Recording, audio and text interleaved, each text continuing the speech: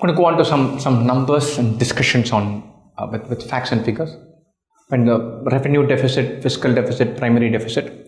The fiscal deficit for forecast for us is 5.9%. The finance minister more or less committed for a long-term target of FY26 to be 4.5%. And she reiterated her belief that our fiscal deficit should go to 4.5% of GDP by the time it is end of FY26.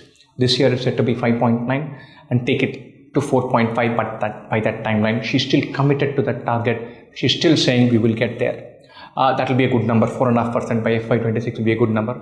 Of course, looking into a 3-year horizon is obviously not the best thing to do right now. 5.9 and then we'll get to 4.5 is what she's saying we will chase. And there is going to be an election in between where usually we end up spending more than we would otherwise want to. And 2 years is a long time in world economics. A bunch of things can go wrong. We'll suddenly need India to provide some fiscal support. But having the target of 4.5% of GDP as fiscal deficit by FY26, the finance minister said that that's a target we had set ourselves more than a year ago. We're sticking to that target and committing to abiding by it. Which should be a good number. 5.9% of GDP as a fiscal deficit this year is not alarmingly high. Our fiscal deficit number has not made us pull away from capital expenditure, so it's all right. Again, these numbers are the amount spent on different ministries. This number, it's a wonderful number, 2.41 lakh crores, it's huge, significant. That could end up shaping how we travel and transport stuff. That is what I would be, if you ask me what I would want to keeping an eye on, it would be this, what that brings in. Other numbers, they're available, have a look. Income tax numbers, once again, I'm not going to say what is the tax slab, how is it simplified, a couple of things.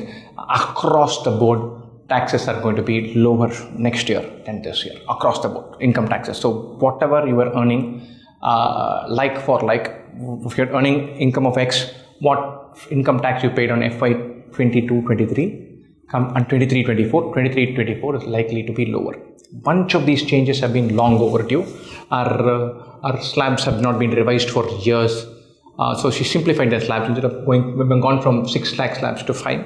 She even reduced the surcharge number. So that means the guys who are earning a lot of money, even their taxes are going to come down. She raised the minimum amount below which you don't need to pay tax at all. That was raised. Across the board, the income taxes paid by people are going to be lower than what they were before. And so that is a clear takeaway from this. So across the entire spectrum, whatever you are earning, the amount of taxes you pay is going to be lower.